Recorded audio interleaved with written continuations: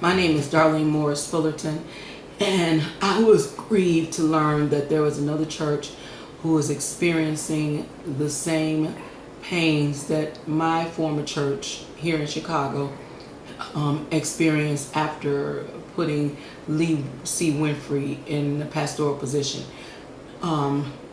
Winfrey succeeded my late grandfather, who was the pastor of the church. My entire family was there. My position in the church was a lead vocalist and head choir director.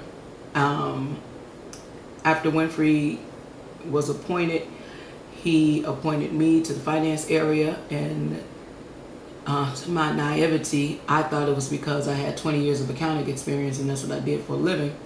I come to learn much later that it was a part of his plan to have keep people in position so that he could manipulate them for his benefit.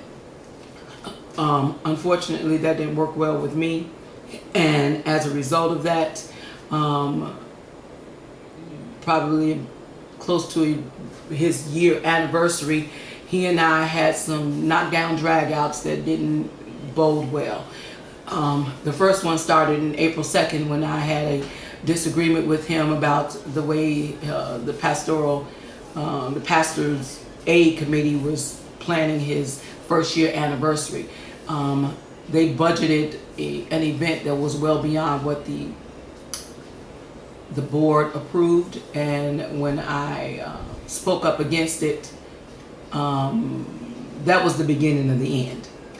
The second thing we had a big to-do about was this presentation of a compensation package that he wanted that was close to six figures, and this church could not afford a six-figure salary. The salary for this position was a part-time position. It was one service on Sunday, it was one Bible class, and it was about $300 a week. He did get a small increase probably 6 months after he got there. It gave him $700 or $800 a week, and we were still stretching to afford that, but that wasn't even enough for him. He wanted a six-figure salary and had somebody come in and make that compensation presentation, and I again said no, we couldn't afford that, and that further put me in the hot seat with him.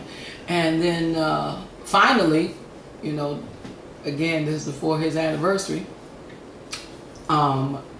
he appointed somebody to the choir who was on the Usher board, most of their membership there. And when I questioned him about that appointment, I was pretty much cussed out via phone while my husband and brother-in-law was listening. He pretty much told me that he can appoint whoever he wanted to appoint, and he had to get nobody's approval, that he was sick of my effed up attitude, and that he was the head nigga in charge at New Prospect, and he was sick of my shit, and if I didn't like it, that I can leave the choir and the church for that matter. So the things that I've heard that's gone on at in Detroit is very reminiscent of what was happening in New Prospect. He was cussing people out. He was degrading people over the pulpit. He accused me and a number of the trustees of stealing from the church. We are talking people who have been at that church all of their lives, and he accused all of us of stealing.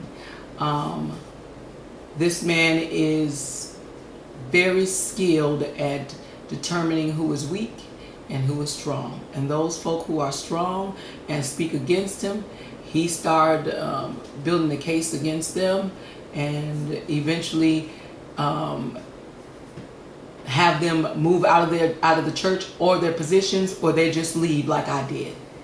So I just want to let you know that I understand what you're going through, and the only way that you all are going to kill this demon is to bind together and get rid of him before he sucks all of the ties and tightness that you all have with your members, all of your money and resources, because you best believe he will only be there as long as he can suck up all of the resources. And as soon as you have nothing, he'll move on to the next one.